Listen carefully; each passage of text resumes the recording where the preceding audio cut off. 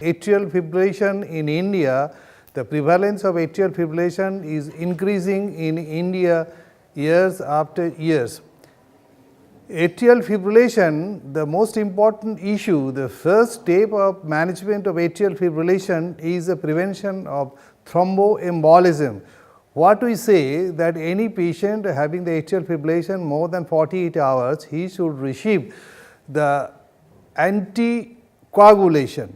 That is, if the protocol is there, if we have some Chadvass score, rescoring, any patient having the score of 1, then the patient may have the only antiplatelet, say aspirin. The 2 option is the patient may have go for the dual antiplatelet, that the P2Y12 inhibitor or aspirin, or may go to oral anticoagulant, but the score more than 2, he should and must receive oral anticoagulation.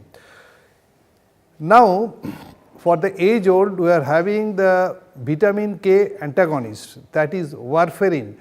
It is a age old drug we are using for a very long time, but there are some issues. These for the monitoring of the warfarin, we require to go for INR study. We have to follow up for INR regarding monitoring the anticoagulation status of warfarin.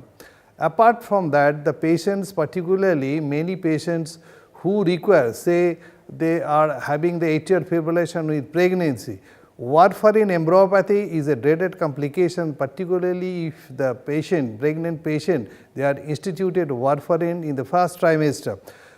Now, in that area also we have some problem.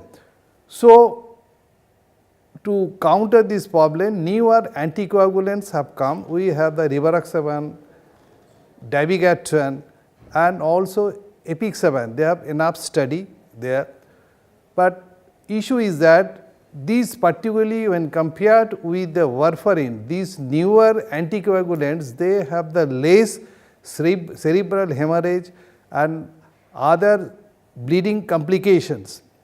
But in India, particularly the younger age group, we have 2 subsets of patients who are having atrial fibrillation. One is the prosthetic valve, another is the patient with the rheumatic, particularly mitral stenosis and the rheumatic valvular disease.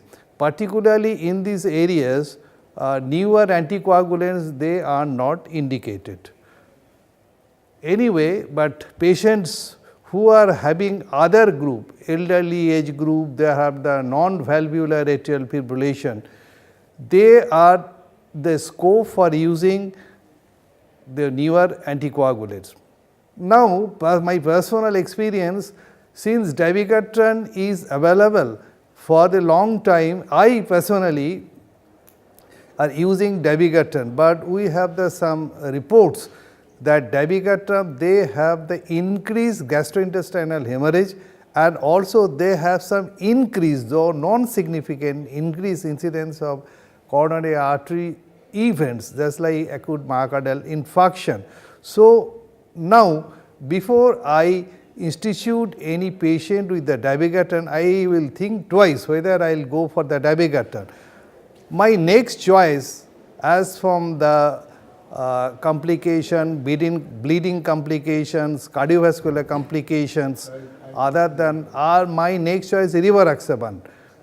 But issue is that be it the rivaroxaban or dabigatran, they are a bit costly in our country, but you know that when you use drug, our 3 issues we consider. First is the safety, second is the efficacy, third is the cost. All these newer oral anticoagulants, they are safe, they are efficacious, but cost is a bit high when we consider the socio-economic, particularly the economic status of India. So, those patients who can afford, now I use or my option will be to use rivaroxaban or apixaban, or these drugs are though not very easily available, but my option will be the rivaroxaban. So, I think those particular subset of patients who can afford, who are not the result of the atrial fibrillation, not from the rheumatic valvular disease, who are not having your prosthetic valves, this particular group of patient, my option would be going for the newer, particularly rivaroxaban.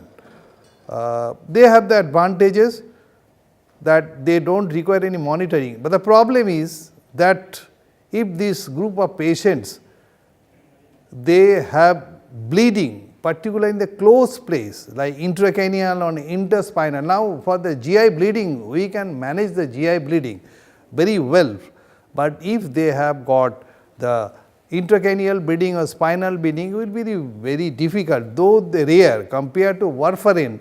There is a less bleeding with the newer anticoagulants, intracranial bleed. So, I think that it will be a good option for those. I would rather say that now I have interacted with the people who are doing this. Now, I prefer the term non-valvular, particularly in India, that the non-rheumatic patients. Yes. Non-rheumatic patient, not non-valvular. You know that this is a paradox. The patient having in western country having the aortic stenosis, calcific aortic stenosis, they do not consider it as to be the non-valvular. They consider it as a non-valvular. Even the patient with hemodynamically insignificant valvular lesion, they considered is the non-valvular. So, the rheumatic valvular, except rheumatic valvular diseases and prosthetic valve, we may go for the newer anticoagulants. Thank you.